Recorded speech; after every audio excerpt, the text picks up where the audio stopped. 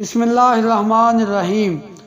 فاتح بیت المقدس سلطان صلاح الدین ایوبی رحمۃ اللہ علیہ محافظوں کو معلوم نہیں تھا کہ جب ان قیدی جاسوسوں کے سینوں میں تیر داخل ہوئے تھے، بالکل اسی وقت ان کے مصری کمانڈر کی پیٹھ میں ایک خنجر اتر گیا تھا۔ اس کی لاش تیسرے ٹیلے کے ساتھ پڑی تھی۔ اس رات صحرا کی ریت خون کی پیاسی معلوم ہوتی تھی۔ مصری کمانڈر اپنے محافظ دستے اور قیدیوں سے بے خبر اس لڑکی کے ساتھ چلا گیا اور لڑکی اسے خاصا دور لے کر گئی تھی۔ اسے معلوم تھا کہ اس کے ساتھی ایک خونی ڈرامہ کھیلیں گے۔ لڑکی مصری کو ایک ٹیلے کے ساتھ لے کے بیٹھ گئی۔ اسی ٹیلے سے ذرا پرے بالیان اور اس کے 6 محافظوں نے پڑاؤ ڈال رکھا تھا۔ ان کے گھوڑے کچھ دور بندھے ہوئے تھے۔ بالیان موبی کو ساتھ لیے ٹیلے کی طرف آ گیا۔ اس نے ہاتھ میں شراب کی بوتل تھی۔ موبی نے نیچے بچھانے کے لیے دری اٹھا رکھی تھی۔ بالیان محافظوں سے دور جا کر عیش و عشرت کرنا چاہتا تھا۔ اس نے دری بچھا دی اور موبی کو اپنے ساتھ بٹھا لیا۔ وہ بیٹھے ہی تھے کہ رات کے سکوت میں انہیں قریب سے کسی کی باتوں کی آوازیں سنائی دی۔ وہ چونکے اور دم ساہت کر سننے لگے۔ آواز کسی لڑکی کی تھی۔ بالیان اور موبی دبے پاؤں اس طرف آئے اور ٹیلے کی اوٹ سے دیکھا۔ انہیں 2 سائے بیٹھے ہوئے نظر آئے۔ صاف پتہ چلتا تھا کہ ایک عورت اور ایک مرد ہے۔ موبی اور زیادہ قریب ہو گئی اور غور سے باتیں سننے لگی۔ مصری کمانڈر کے ساتھ اس لڑکی نے ایسی واضح باتیں کی کہ موبی کو یقین ہو گیا کہ یہ اس کی ساتھی لڑکی ہے، اور یہ بھی واضح ہو گیا کہ اسے قاہرہ لے جایا جا رہا ہے۔ مصری نے جو حرکتیں اور باتیں کی وہ تو بالکل ہی صاف تھی، کسی شک کی گنجائش نہیں تھی۔ موبی جان گئی تھی کہ یہ مصری اس لڑکی کو اس کی مجبوری کے عالم میں عیاشی کا ذریعہ بنا رہا ہے۔ موبی نے یہ بالکل نہ سوچا کہ ارد گرد کوئی اور بھی ہوگا اور اس نے جو ارادہ کیا ہے اس کا نتیجہ کیا ہوگا۔ اس نے پیچھے ہٹ کر بالیان کے کان میں کچھ کہا۔ یہ مصری ہے اور یہ میرے ساتھ کی ایک لڑکی کے ساتھ عیش کر رہا ہے۔ اس لڑکی کو بچا لو۔ یہ مصری تمہارا دشمن ہے اور لڑکی تمہاری دوست۔ اس نے بالیان کو اور زیادہ بھڑکانے کے لیے کہا، یہ بڑی خوبصورت لڑکی ہے، اسے بچا لو اور اپنے سفری حرم میں شامل کر لو۔ بالیان شراب پیے ہوئے تھا۔ اس نے کمر بند سے خنجر نکالا اور بہت تیزی سے آگے بڑھ کر خنجر مصری کمانڈر کی پیٹھ میں گھونپ دیا۔ خنجر نکال کر اسی تیزی سے ایک اور وار کیا۔ لڑکی مصری سے آزاد ہو کر اٹھ کھڑی ہوئی۔ موبی دوڑی اور اسے آواز دی۔ وہ دوڑ کر موبی سے لپٹ گئی۔ موبی نے اس سے پوچھا کہ دوسرے کہاں ہیں؟ اس نے روبن اور دوسرے ساتھیوں کے متعلق بھی بتایا اور یہ بھی کہا کہ وہ 15 محافظوں کے پہرے میں ہیں۔ بالیان دوڑتا گیا اور اپنے 6 ساتھیوں کو بلا لایا۔ ان کے پاس کمانیں اور دوسرے ہتھیار تھے۔ اتنے میں قیدیوں کے محافظوں میں سے ایک اپنے مصری کمانڈر کو آوازیں دیتا ادھر آیا۔ بالیان کے ایک ساتھی نے تیر چلایا اور اس محافظ کو ختم کر دیا۔ وہ لڑکی انہیں اپنی جگہ لے جانے کے لیے آگے آگے چل پڑی۔ بالیان کو آخری ٹیلے کے پیچھے روشنی نظر آئی۔ اس نے ٹیلے کی اوٹ میں جا کر دیکھا، وہاں بڑی بڑی 2 مشعلیں جل رہی تھیں۔ ان کے ڈنڈے زمین میں گڑے ہوئے تھے۔ اس کے اوپر والے سروں پر تیل میں بھیگے ہوئے لپٹے ہوئے کپڑے تھے جو جل رہے تھے۔ بالیان اپنے ساتھیوں کے ساتھ اندھیرے میں تھا۔ اسے روشنی میں 5 لڑکیاں الگ کھڑی نظر آ رہی تھیں اور محافظ بھی دکھائی دے رہے تھے۔ ان کے درمیان 5 لاشیں پڑی تھیں جن میں تیر اترے ہوئے تھے۔ موبی اور دوسری لڑکیوں کی سسکیاں نکلنے لگی۔ موبی کے اکسانے پر بالیان نے اپنے ساتھیوں سے کہا کہ یہ تمہارا شکار ہے، تیروں سے ختم کر دو۔ ان کی تعداد اب 14 تھی۔ یہ ان کی بدقسمتی تھی کہ وہ روشنی میں تھے۔ بالیان کے ساتھیوں نے کمانوں میں تیر ڈالے۔ تمام تیر ایک ہی بار کمانوں سے نکلے۔ دوسرے ہی لمحے کمانوں میں 6 اور تیر آ چکے تھے۔ ایک ہی بار قیدیوں کے 6 محافظ ختم ہو گئے۔ باقی ابھی سمجھ بھی نہ پائے تھے کہ یہ تیر کہاں سے آئے ہیں۔ 6 اور تیروں نے 6 اور محافظوں کو گرا دیا۔ باقی 2 رہ گئے تھے۔ ان میں سے ایک اندھیرے میں غائب ہو گیا، دوسرا ذرا سست نکلا اور وہ بھی سوڈانیوں کے بیک وقت 3 تیروں کا شکار ہو گیا۔ 3 شترمان رہ گئے تھے جو سامنے نہیں تھے۔ وہ اندھیرے میں کہیں ادھر ادھر ہو گئے۔ مشعلوں کی روشنی میں اب لاشیں ہی لاشیں نظر آ رہی تھیں۔ ہر لاش ایک ایک تیر لیے ہوئے پڑی تھی اور ایک میں 3 تیر پیوست تھے۔ موبی دوڑ کر لڑکیوں سے ملی۔ اتنے میں ایک گھوڑے کی سرپٹ دوڑنے کی آوازیں سنائی دی جو دور نکل گئی۔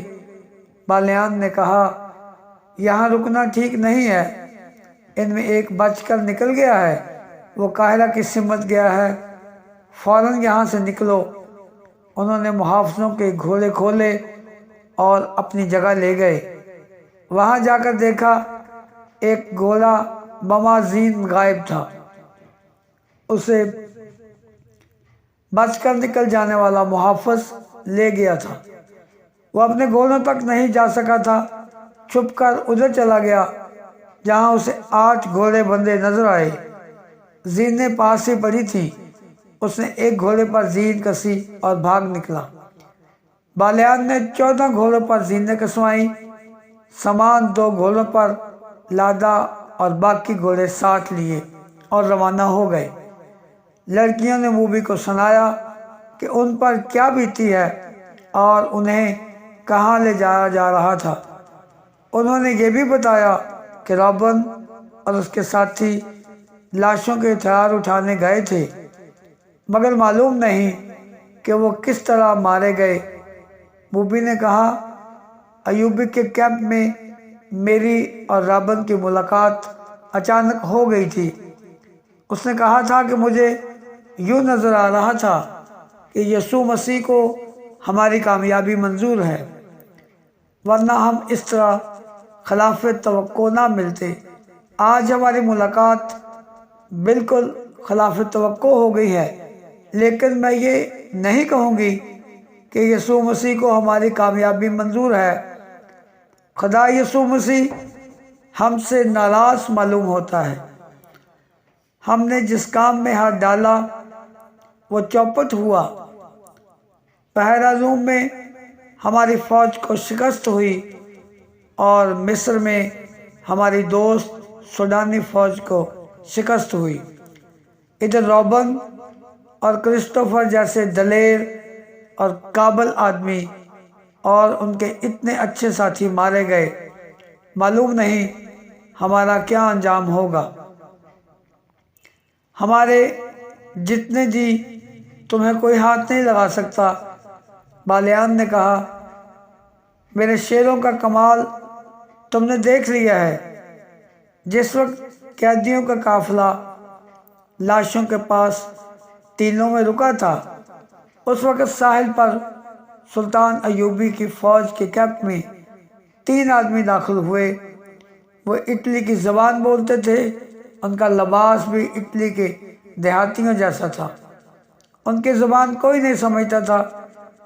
اٹلی کے جنگی قیدیوں سے معلوم کیا گیا۔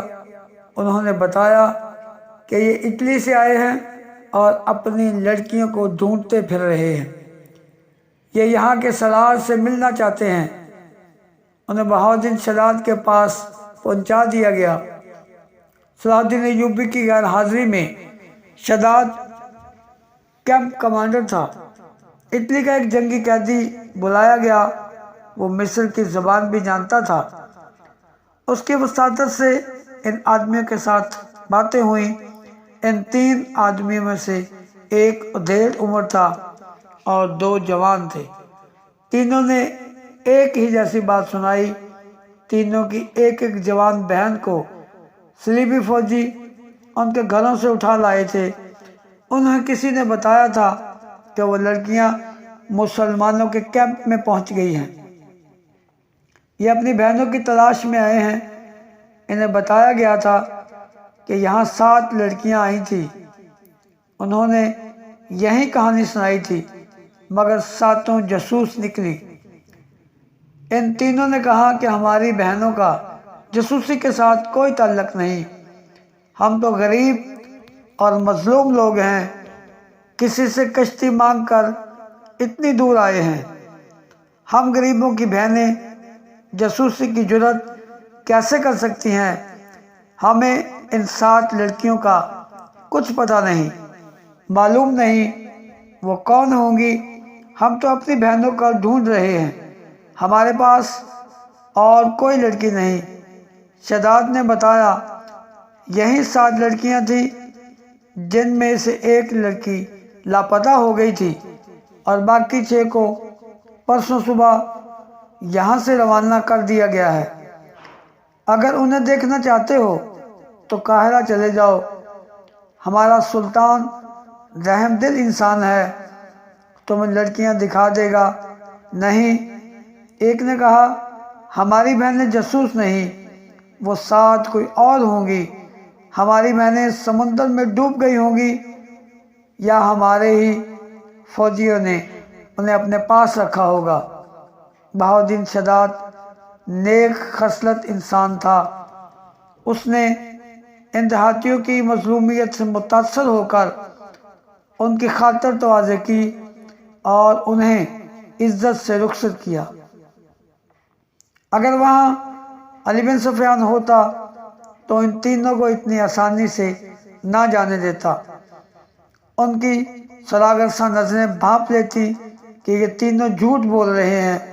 تینوں چلے گئے، کسی نے بھی نہ دیکھا کہ وہ کہاں گئے ہیں۔ وہ چلتے ہی گئے اور شام تک چلتے ہی رہے۔ کیمپ سے دور کہیں کوئی خطرہ نہ تھا۔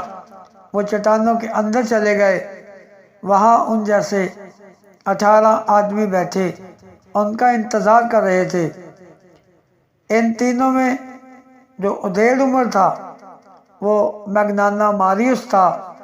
یہ صلیبیوں کی وہ کمانڈو پارٹی تھی جسے لڑکیوں کو آزاد کرانے اور اگر ممکن ہو سکے تو سلطان ایوبی کو قتل کرنے کا مشن دیا گیا تھا۔ ان تینوں نے کیمپ سے کچھ اور ضروری معلومات بھی حاصل کر لی تھی۔ یہ بھی معلوم کر لیا تھا کہ صلاح الدین ایوبی یہاں نہیں، قاہرہ میں ہے۔ شداد کے ساتھ باتیں کرتے جہاں انہیں یہ بھی معلوم ہو گیا تھا کہ لڑکیاں قاہرہ کو روانہ کر دی گئی ہیں، وہاں انہوں نے یہ بھی معلوم کر لیا تھا کہ ان کے ساتھ 5 مرد قیدی بھی ہیں۔ یہ پارٹی ایک بڑی کشتی میں آئی تھی۔ انہوں نے کشتی ساحل پر ایک ایسی جگہ باندھ دی تھی جہاں سمندر چٹان کو کاٹ کر اندر تک گیا ہوا تھا۔ ان لوگوں کو اب قاہرہ کے لیے روانہ ہونا تھا، مگر سواری نہیں تھی۔ یہ 3 آدمی کیمپ میں جو گئے تھے یہ بھی دیکھ آئے تھے کہ اس فوج کے گھوڑے اور اونٹ کہاں بندھے ہوئے ہیں۔ انہوں نے یہ بھی دیکھا تھا کہ کیمپ سے جانور چوری کرنا آسان نہیں۔ 21 گھوڑے یا اونٹ چوری نہیں کیے جا سکتے تھے۔ ابھی سورج طلوع ہونے میں بہت دیر تھی، وہ پیدل ہی چل پڑے۔ اگر انہیں سواری مل جاتی تو وہ قیدیوں کو راستے میں ہی جا لینے کی کوشش کرتے۔ اب وہ یہ سوچ کر پیدل چلے کہ قاہرہ میں جا کر قیدیوں کو چھڑانے کی کوشش کریں گے۔ سب جانتے تھے کہ یہ زندگی اور موت کی مہم ہے۔ صلیبی فوج کے سربراہوں اور شاہوں نے انہیں کامیابی کی صورت میں جو انعام دینے کا وعدہ کیا تھا وہ اتنا زیادہ تھا کہ کوئی کام کیے بغیر اپنے کنبوں سمیت ساری عمر آرام اور بے فکری کی زندگی بسر کر سکتے تھے۔ میگنانو ماریوس کو جیل خانے سے لایا گیا تھا۔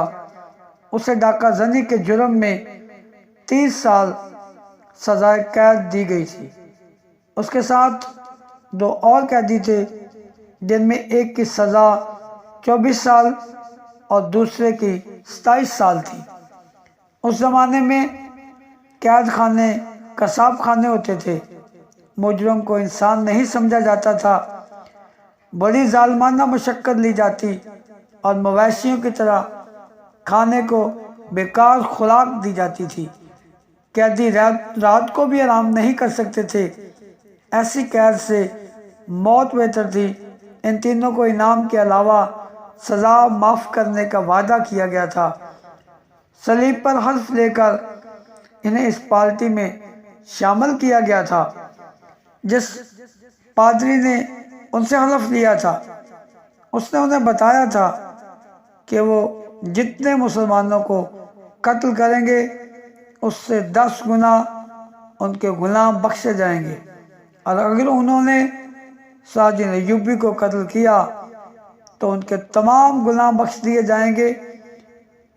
تو دوستو، یہ تھی آج کی خوبصورت ویڈیو۔